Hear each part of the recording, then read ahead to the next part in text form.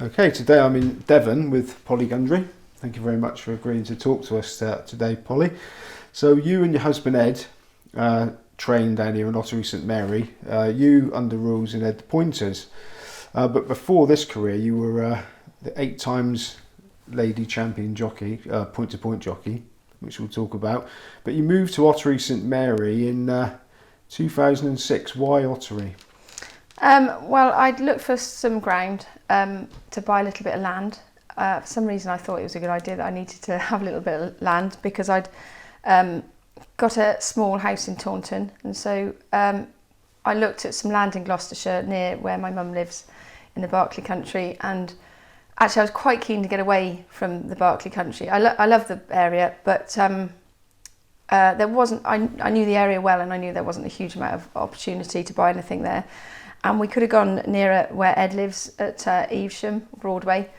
But my father lived down in Devon at Delwood and still does, near Axminster. And so it seemed like a good idea to try and have a look down here. We looked actually at a place on Smeethorpe Airport or Aerodrome, and that I think might have been a bit bleak up there.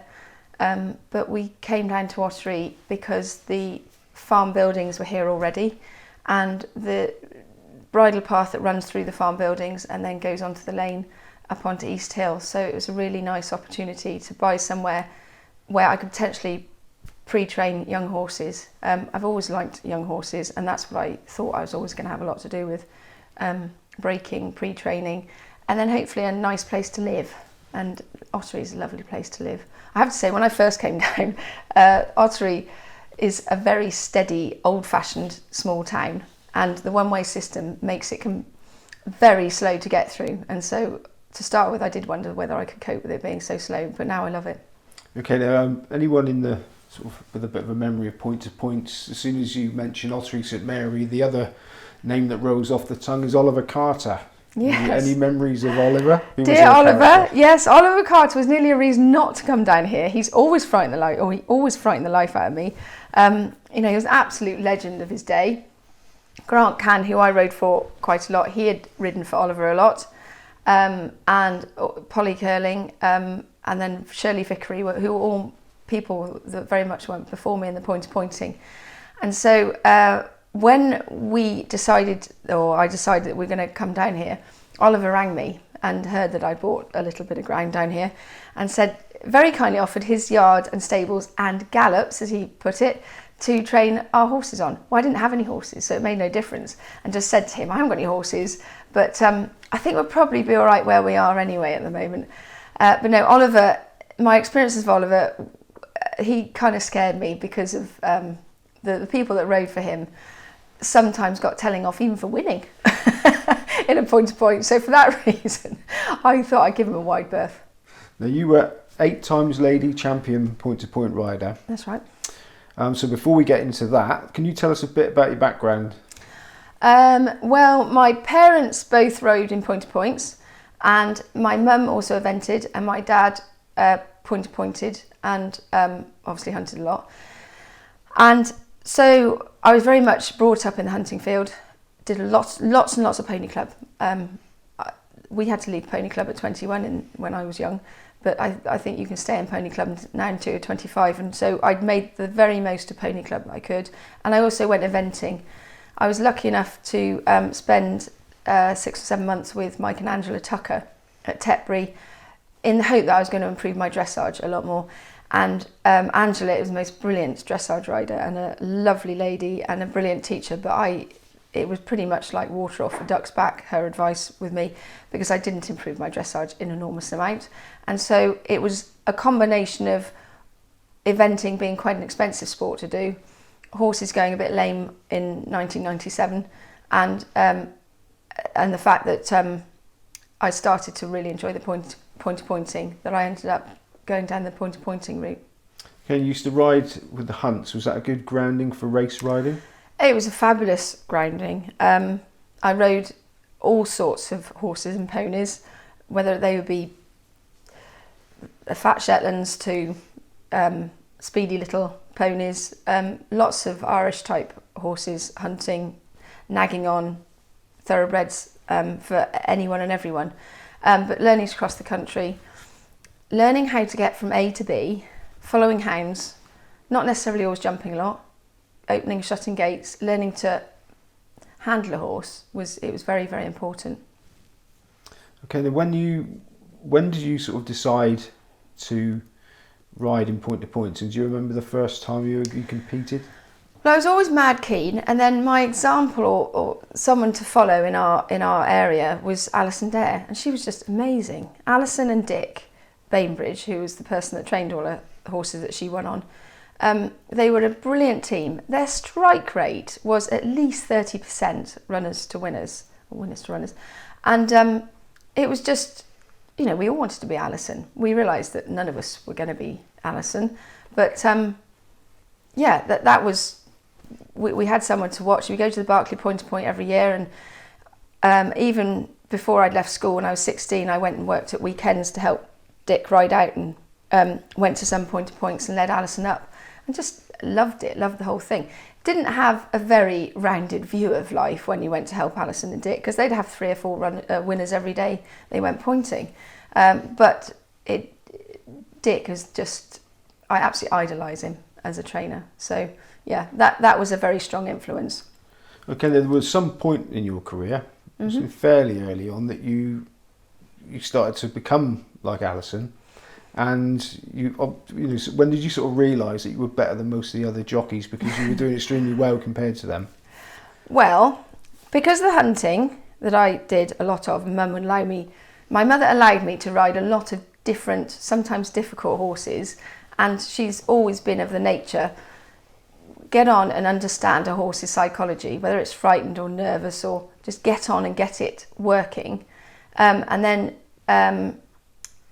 that experience I had riding every different sort of horse across the country meant that when I first went point to pointing, and I was very lucky to ride a horse called Schlemmer for Mike Good that was trained by Mr. Phelps, Ken Phelps, near Berkeley. But basically, the main thing is you've got to stay on over 18 fences. If you can stay on and keep the horse upright, well, then you're more likely to be in a position to win or finish placed than if you're falling off. So that very obviously, and that comes from hunting and following hounds. If you fall off out hunting in the field and your horse is gone, you are never going to keep up with hounds. So that was obviously very important. And then I suppose just the thrill of jumping has always been what has inspired me most. And I quite often rode other horses. I wasn't worried about riding other horses that had fallen, because I'd have a bit of an arrogance about me that I could get a horse across country out hunting, and therefore I could probably get it over 18 fences in a point to point. So if I could get a horse round that other people hadn't been able to get round, and even if it finished last or 5th or 6th, the owners were happy, and so that's how I built a reputation. But because of that reputation, I did get asked to ride quite a lot of horses, didn't jump well. But it got the horses round.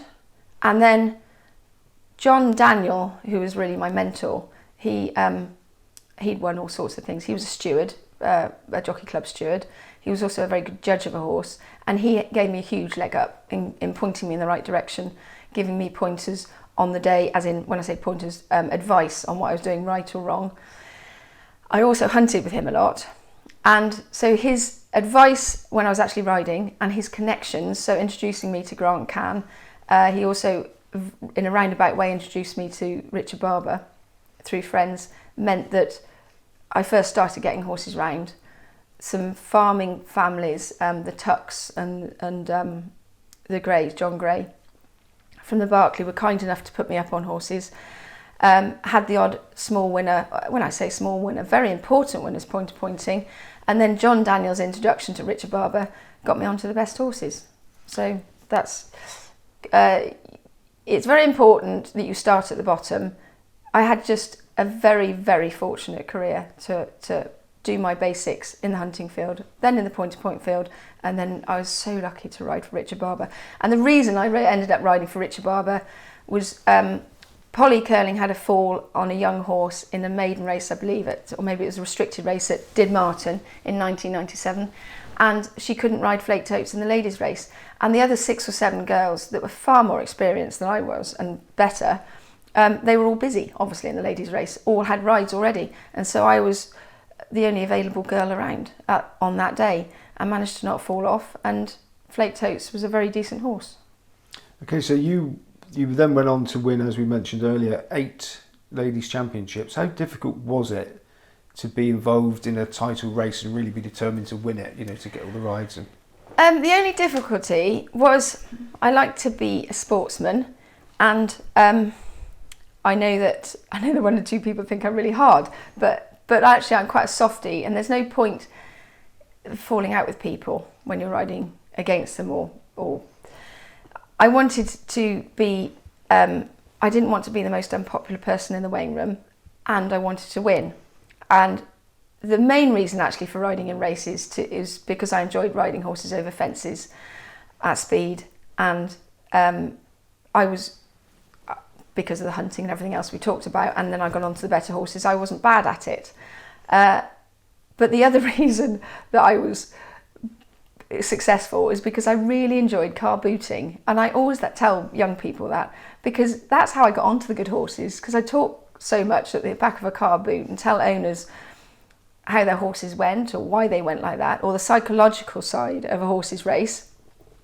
And I enjoy a glass of whiskey or a glass of port, and so that was as big a part of it really to my success as the actual riding, because people will put you up because they get to know you and they like you, hopefully. Well, assume that's the reason they put me up. So yeah, that's it's the whole package, and I think when you say, did I ever realise, or when did I realise I was better? I wasn't better than a whole lot of other people. Being a good jockey is more about not doing things wrong more than doing a whole lot of things right. And the psychological side of a horse's race, I was probably as good as a lot of people. And then getting myself on the right horses was all to do about car booting, which was completely second nature, first nature to me, because I enjoyed it so much. Okay, when you were riding, there were also quite a few other good lady riders. Yeah. These days, under rules, now they've got, there's some big names and they're doing really well. Yeah. But back then, it wasn't the case. I mean, why do you think lady riders thrived in point-to-points and not under rules? Well, in those days, it was never really considered, certainly in Alison Dare's day and Polly Curling's, they were never going to consider going professional. Alison Dare was enjoying being at the very top. Dick Bainbridge was not at all interested in running horses under rules. He'd run the odd 1 or 2, I think, in a hunter chase if he was bullied, but it wasn't particularly his idea, it was his owner's ideas. So they were my example. Polly Curling was very good in that she rode for Richard Barber, and she had a lot of winners, but she was very strong. Everyone knows how strong Polly Curling was as a rider. And it just wasn't really the done thing. The other thing about the point-to-pointing girls, apart from Shirley Vickery and Alison Dare, most of us were pretty scruffy. And I'm a great believer now that the reason the girls are getting on so well is quite often the professional girls of today, you can hardly tell they're a girl. They're so tidy, they're neater. And it's the influence of riding against good professionals that have got them to tidy themselves up. I think I look back and I'm nicely flattered that I didn't look too scruffy on some occasions, but more often than not, I very much look like an amateur lady rider as opposed to a professional jockey. And that's why I would never considered myself. I could pick myself out so easily from a bunch of jockeys in a race. I'd never consider I was going to fit in as a professional. But nowadays, these professionals, but the professional girls are so neat and tidy and good, and they're getting so many more opportunities, probably because they don't stick out as not being tidy, and they're very effective. And what they haven't got in quite as much strength as a boy at the same weight, they've got in skill and talent and brains.